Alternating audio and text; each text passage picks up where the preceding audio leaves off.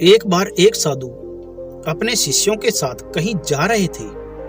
तभी उन्हें रास्ते में एक सोने का सिक्का पड़ा दिखाई दिया। साधु ने उस सोने के सिक्के को उठा लिया और अपने शिष्यों से कहा कि मैं ये सोने का सिक्का उस इंसान को दूंगा जो सबसे ज्यादा जरूरतमंद होगा। इसके बाद वह साधु और उनके शिष्य यात्रा पर आगे बढ़ने लगे। रात होने पर वे एक राज्य में रुक गए। अगले दिन उस राज्य का राजा अपनी सेना को अपने साथ लेकर पड़ोसी राज्य पर आक्रमण करने के लिए जा रहा था। साधु ने राजा और उसकी सेना को देखा तो वे राजा से मिलने के लिए उनके पास पहुंच गए।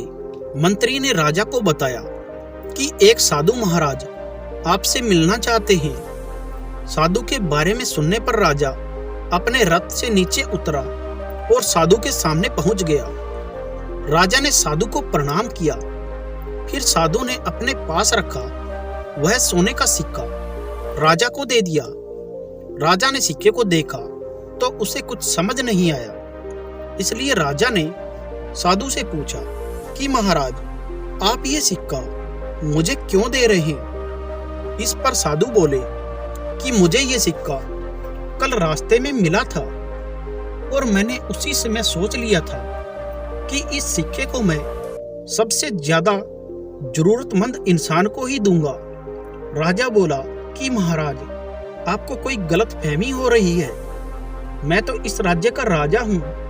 मेरे पास तो धन संपत्ति की कोई कमी नहीं है। मैं जरूरतमंद नहीं हूँ। साधु बोले कि राजन, आपके पास अपार धन संपत्ति है, बड़ा राज्य है, परंतु फिर भी आप सेना लेकर दूसरे राज्य पर कब्जा करने के लिए जा रहे हैं। इसका मतलब तो यही है कि आपके लालच का अंत नहीं हुआ है। इतनी धन संपत्ति और इतना बड़ा राज्य होने के बाद भी आपको और धन और राज्य चाहिए।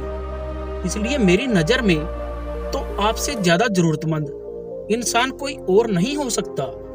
इसलिए इस सिक्के के असली हकदार तो आप ही हैं। साधु की ये बात सुनकर राजा को समझ आ गया कि वो लालच के कारण ही दूसरे राज्य पर आक्रमण करने जा रहा था।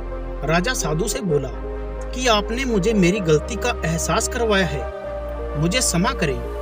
इसके बाद राजा ने दूसरे राज्य पर आक्रमण करने का विचार छोड़ दिया और अपनी सेना को लेकर वापस अपने महल चला गया। दोस्तों, इस कहानी से हमें बहुत बड़ी सीख मिलती है कि लालच का कोई अंत नहीं होता। अगर कोई इंसान धनी है तो वह कभी भी अपने धन का उपभोग नहीं कर पाएगा। हमेशा उसका मन दुखी और अशांत रहेगा। इसलिए इस बुराई को छोड़ देना ही उत्तम है। लालच और असंतुष्टि के कारण जीवन में सुख और शांति गायब हो जाती है। इसलिए लालच ना करके जो भी मिले उसी में खुश रहने का प्रयास करें।